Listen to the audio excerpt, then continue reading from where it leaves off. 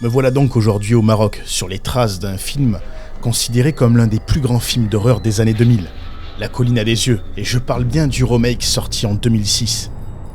19 ans après le tournage au Maroc, que reste-t-il de ces décors? Le village, la mine, le cratère rempli de voitures? Sur les réseaux, on trouve très peu de choses, voire rien du tout, mis à part la station Gashaven qui a été abandonnée juste après le tournage. Des dizaines de vidéos circulent sur internet, montrant donc cette station qui n'a pas bougé depuis le tournage. À l'intérieur, les rayons sont toujours pleins de marchandises américaines. Tout est là. Mis à part la station, je n'ai rien trouvé d'autre sur les réseaux. Le village d'essai radioactif, construit lui aussi pour le film, a comme disparu depuis toutes ces années. Certains disent qu'il aurait été détruit peu après le tournage, mais je n'y crois pas. Pourquoi aurait-il détruit le village et laissé la station? Étant donné que personne avant nous n'avait posté sur les réseaux des images de tous ces endroits, nous sommes donc les premiers à le faire, et c'est avec une certaine fierté que nous vous partageons les images de ces lieux qui ont joué un rôle crucial dans l'atmosphère de ce film, et qui sont étonnamment bien conservés. Oh, regarde, là tu vois la montagne derrière, c'est celle qu'on voit là, le bout, et le village, il est là. On va peut-être essayer de s'avancer, tu vois, il y a même un avion. Il y a un avion là. Ah, je suis presque sûr que c'est ça. Les maisons, en tout cas, elles y ressemblent. Bienvenue dans ce nouvel épisode de Plateau Tournage Abandonné. Le spectacle va commencer, tout le monde en sait. Mon gâteau est prêt. 6, 5, 4, 3, 2, 1.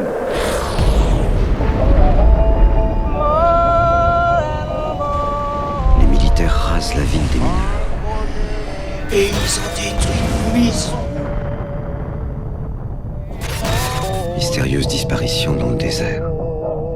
On s'est réfugiés dans les mines. Vous avez fait exploser nos ponts.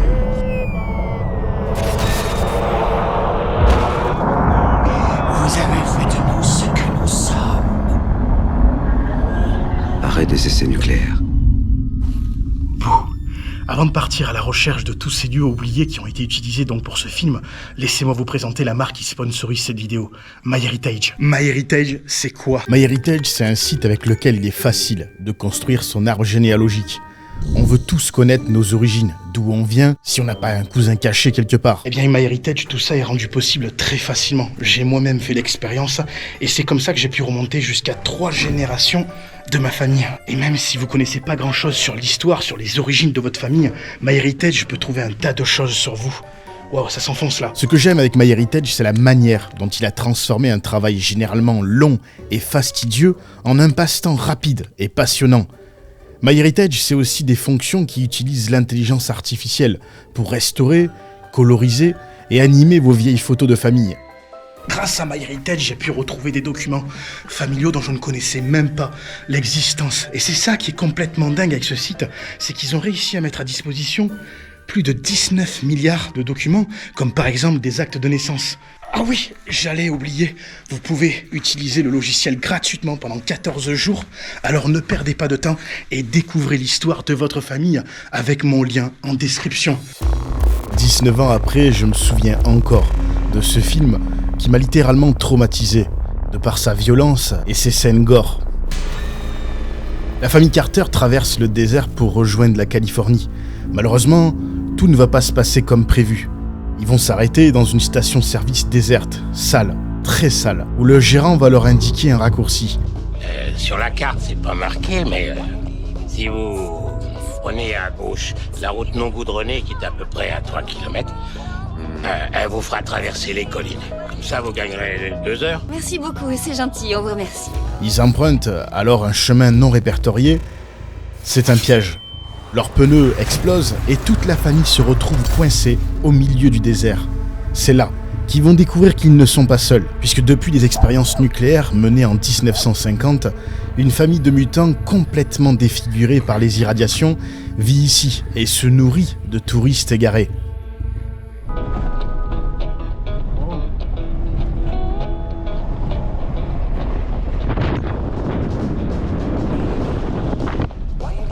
On est parti donc au Maroc une dizaine de jours pour retrouver plusieurs décors de films et notamment ceux de ce film d'horreur qui a été l'un des plus gros succès des années 2000, La Colline à des yeux.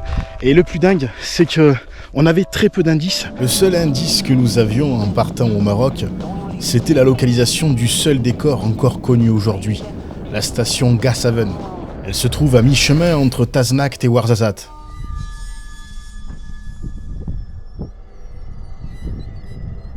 « 19 ans après le tournage, elle est donc toujours là.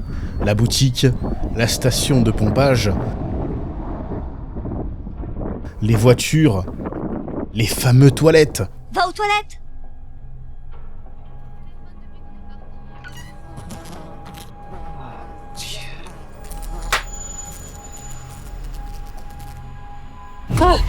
C'est dingue, hein.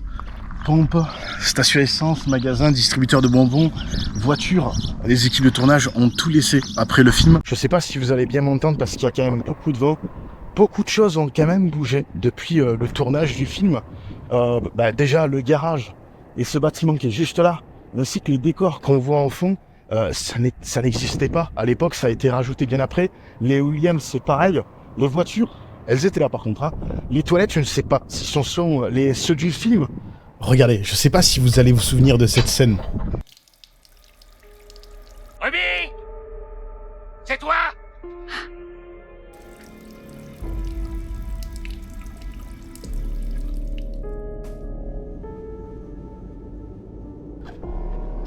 On voit encore les machines à bonbons à l'intérieur. Yuti? Yuti? Y'a quelqu'un? Quel dommage, quel dommage. Ils ont l'air d'avoir tout vidé l'intérieur. Pourtant, il y a encore 6 ou 7 mois, c'était encore plein. Il restait toutes les étagères avec les boîtes de conserve. Il y a des vidéos qu'on peut voir sur YouTube. En fait, ils ont tout vidé parce qu'ils vont tourner un film ici, un film ou une publicité. J'ai pas bien compris. Mais c'est dommage, hein, j'ai loupé le coche et je vous avoue que je suis un peu dégoûté quand même. Hein. À l'intérieur, il reste juste un frigo. C'est le frigo qui a servi pour le film. Regarde, t'as encore le faux sang et tout. Waouh! C'est génial, les gars. Toutes les affaires ont été entreposées dans un débarras caché juste derrière les décors. Et tout a été entreposé ici. C'est dommage, hein. Tout a été vidé. Hein. Tout ce qui était peau de cornichon, tout est entreposé là. Les valises qui ont servi pour le film, les ordinateurs qui sont là-bas. Quel dommage. Après, tant que ça n'a pas été jeté. En fait, le terrain où se trouve la station a été racheté il y a quelques années maintenant, et le propriétaire se sert des décors du film pour de nouveaux films locaux ou des clips de musique. Ils ont complètement dénaturé le site et je trouve ça hyper dommage. J'ai retrouvé la plupart des décors dehors, comme le téléphone de la station. Ce même téléphone avec lequel le père de famille avait essayé d'appeler les secours. Je vous remercie pour votre raccourci. Eh oh! Oh, le bille! Hé! Là! La chambre, le bureau, là aussi, tout a été vidé. Il reste uniquement les photos sur le mur. Mystérieuse disparition dans le désert. Un nouveau triangle des Bermudes. Tiens, au fait, la voiture où Big Bob se fait attraper, c'est celle-là. On reconnaît bien la calandre. Ouvre cette porte doucement! Les voitures sont vides, sans moteur.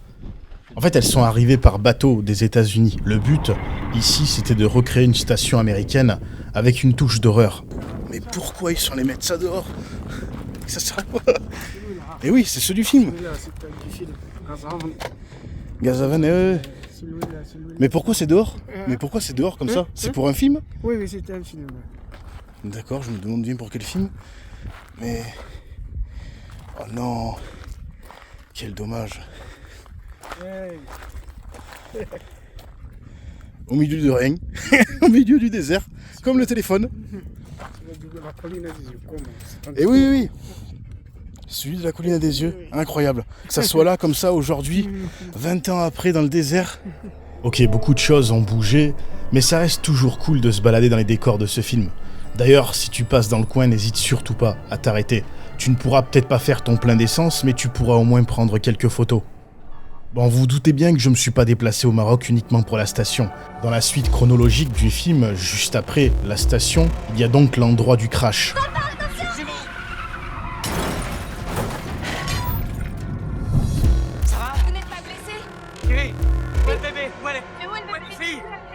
C'est donc là qu'une grosse partie du film va se dérouler.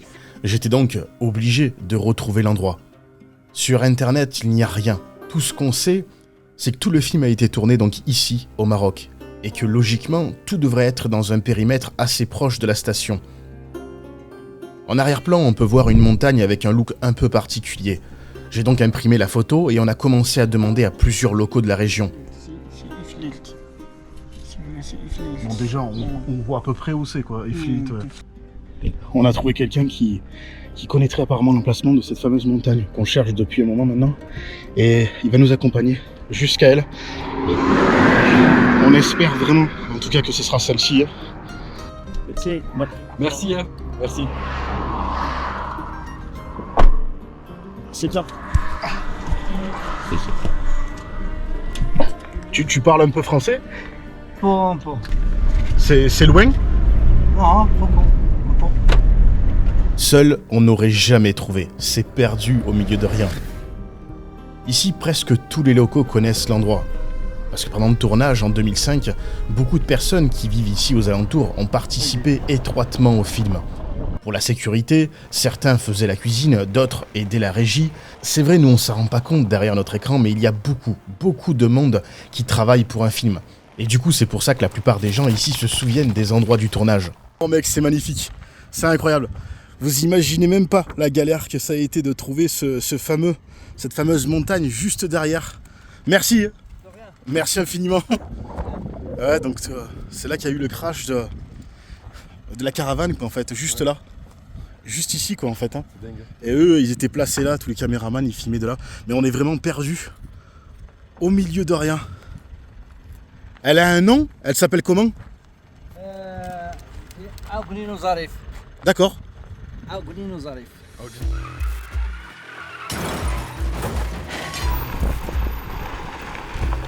C'est donc ici que la famille Carter vient se cracher dans ce rocher. Nous, on s'en rend pas compte derrière notre écran, mais cette scène qui ne dure que quelques secondes, en réalité ici, ça a duré 3 jours de tournage, 3 jours d'entraînement. Et oui, une seule prise était possible. Étant donné qu'ils avaient qu'un seul 4x4, ils n'avaient pas le droit à l'erreur. Il fallait que la seule prise soit parfaite. Et pour ça, ils ont dû s'entraîner. Ils ont même modifié le châssis de la caravane pour qu'elle ne se renverse pas lors des zigzags. Au moment du crash, c'est un cascadeur qui était au volant. Mais ça, bien sûr, on ne s'en rend pas compte.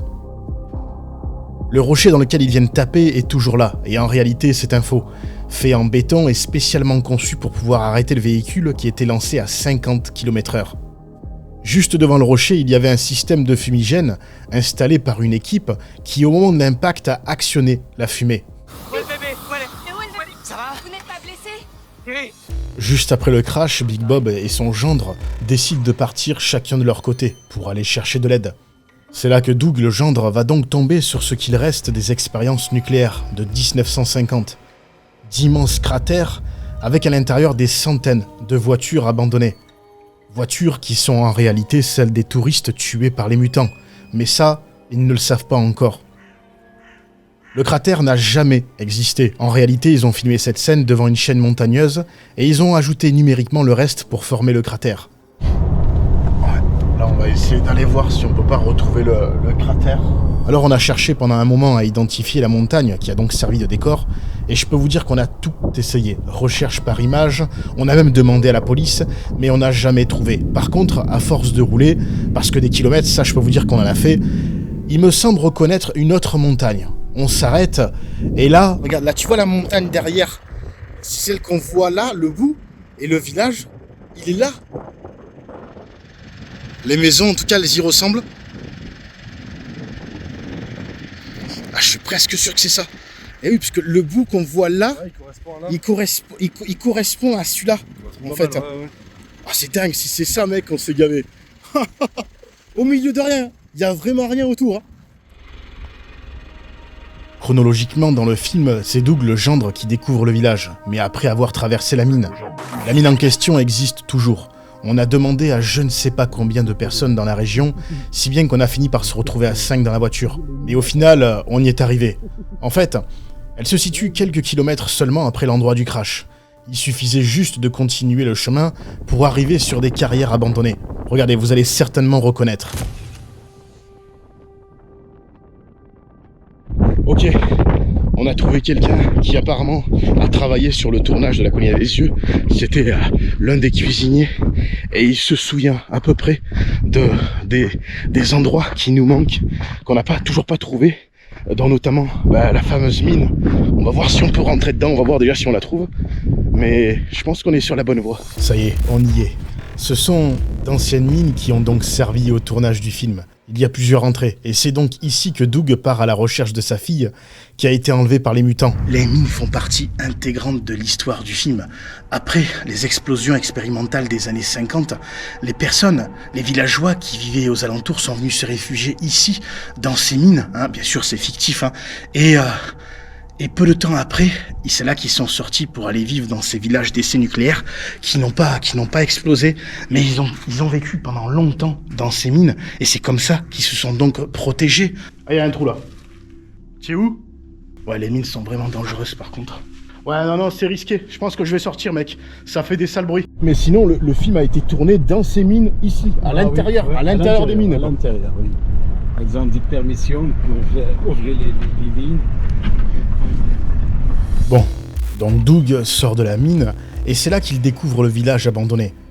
Les balançoires grincent, il y a des carcasses de voitures un peu partout. Sur un panneau criblé de balles, il y a écrit « Zone militaire, attention, risque de radiation ». Juste derrière moi, la carcasse d'une petite ville devenue vide. C'est en réalité les décors d'un faux village qui a été créé spécialement pour La Colline des Yeux, un village d'essai nucléaire. Juste là-bas, il y a un panneau criblé de balles avec écrit dessus risque, attention, terrain militaire, risque de radiation. Bien évidemment c'est faux, ça a été fait pour le film, encore une fois, et ça a un peu bougé, je vais pas vous mentir, ça a un peu bougé de ce que je vois, pour la simple et bonne raison, c'est qu'ils se servent encore des décors aujourd'hui pour d'autres films, mais on reconnaît très bien, en tout cas, le petit village avec les balançoires et tout ça, et la montagne qui est juste derrière. Par contre, malheureusement, on ne pourra pas rentrer aujourd'hui. On a demandé à la personne qui surveille là actuellement, il y a même une caméra, je vois en haut, pour la simple et bonne raison qu'ils sont en train de tout modifier, tout préparer pour un film. J'ai pas compris ce que c'était comme film qui allait être tourné ici, mais du coup ils veulent pas qu'on filme ces nouveaux décors. Et bien sûr je le comprends, mais en tout cas c'est complètement dingue. Je pensais que ce village avait été rasé, et toutes les personnes avec qui j'avais demandé m'avaient dit non, il n'existe plus, il a été détruit. Mais non, regardez, il est toujours là, La Colline des Yeux. Oh, purée. Magique. Et on est tombé dessus vraiment par pur hasard en cherchant donc, du coup le cratère qu'on n'a toujours pas trouvé d'ailleurs. On va y aller et on va continuer à rechercher ce point. Le village se trouve pas très loin de Ouarzazate, à quelques kilomètres du studio Kla. Et si je dis pas de bêtises, c'est avec ce même studio que le réalisateur Alexandre Aja a travaillé pour le film. Ce n'est donc pas un hasard qu'on ait trouvé le décor pas très loin du studio. Cette vidéo, c'est vraiment l'aboutissement de plusieurs semaines de recherche et aussi plusieurs jours de tournage ici, donc au Maroc. Si le film a eu un tel succès, ce n'est pas pour rien. Déjà, on le doit à son réalisateur, Alexandre Aja, qui n'était pas à son coup d'essai, puisqu'il s'est fait connaître avec le film d'horreur Haute Tension. S'en est suivi donc La Colline des Yeux, puis Mirrors, Piranha 3D, Crawl et plein d'autres. Alexandre Aja est devenu un véritable maître dans la réalisation des films d'horreur. Le succès vient aussi du fait que le film est très réaliste. Tout ce qu'on voit aurait très bien pu exister, et a en partie existé d'ailleurs, puisque le film a été inspiré d'une histoire vraie en Écosse, où une famille tuait des voyageurs sur les routes pour se nourrir. Puis tous les essais nucléaires ont réellement existé, que ça soit sur le territoire américain ou en Afrique, il y a eu de nombreuses victimes au fil des années, la plupart du temps cachées, maquillées. À l'époque, on ne se préoccupait pas vraiment des retombées radioactives. En tout cas, le message fort qu'on retiendra dans ce film, c'est que la société crée elle-même ses propres monstres, et un jour ou l'autre, elle devra les affronter d'une façon ou d'une autre. Vous avez tout réduit en un tas de cendres. Oui, vous avez fait de nous ce que nous sommes. Je pense que j'ai dû donner envie à certains de revoir le film. Je vous ai mis les coordonnées des endroits que j'ai pu trouver au Maroc. Si vous êtes de passage un jour, arrêtez-vous, ça vaut vraiment le coup d'œil. Et d'ailleurs, des décors de films, il y en a plein d'autres, pas très loin. Comme ceux de Astérix et Obélix Mission Cléopâtre, Game of Thrones, Prince of Persia, Aladdin. Ça y est, on y est, c'est l'envers du décor. C'est donc ici qu'ils ont construit cette fameuse allée avec plein de statues qu'ils ont appelées, du coup, pour penser vraiment que c'était des vrais. C'est comme dans le film, regardez. La vidéo est déjà sortie sur la chaîne. Et n'oubliez pas, vous pouvez essayer MyHeritage gratuitement 14 jours avec mon lien. Et peut-être, qui sait, vous allez découvrir un cousin caché grâce à moi. En tout cas, il y a plein de fonctionnalités super intéressantes dessus. Je vous en dis pas plus, je vous laisse découvrir ça. À bientôt, ciao ciao.